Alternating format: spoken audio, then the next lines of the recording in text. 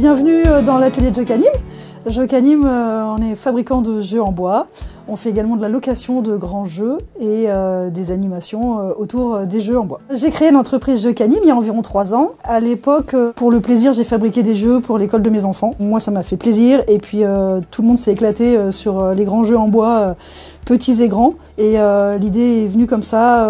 Je me suis aperçue qu'en fait, si je voulais travailler dans une entreprise de jeux en bois, il fallait peut-être que j'en crée une parce que il y en avait pas beaucoup autour de Brissac, là où j'habite. En fait, j'ai une formation d'ingénieur bois, donc j'ai fait l'école supérieure du bois à Nantes et j'ai travaillé pendant 15 ans justement dans la construction bois. J'étais plutôt dans la conception de bâtiments, dans le calcul de structure. Je suis restée dans la partie conception, mais j'ai changé d'échelle. Maintenant, je suis plutôt sur les petits jeux. Et c'est le côté aussi que j'aime bien dans cette entreprise, c'est que je peux concevoir de nouveaux jeux et ça, c'est très intéressant. En fait, il faut savoir que le marché des jeux de société est vraiment en croissance. On augmente de 9% au niveau mondial chaque année. Les jeux en bois, on pense tout de suite aux enfants, mais en fait, il y a des usages beaucoup plus surprenants. Moi, j'ai pas mal de demandes d'entreprises qui veulent des jeux pour leur entreprise, justement. On voit aussi des nouvelles tendances de management avec le jeu pour essayer de challenger un petit peu les salariés, leur donner envie, les motiver. Et puis, on voit aussi, c'est la ludothérapie, se soigner un peu avec le jeu, se sentir bien, se détendre. Même pour les maladies comme Alzheimer, c'est très intéressant, très bénéfique.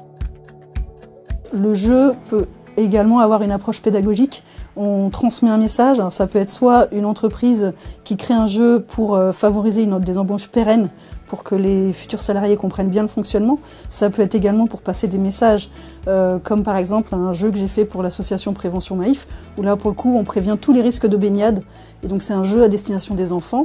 Les enfants jouent et comprennent les risques qu'ils peuvent avoir quand ils se baignent.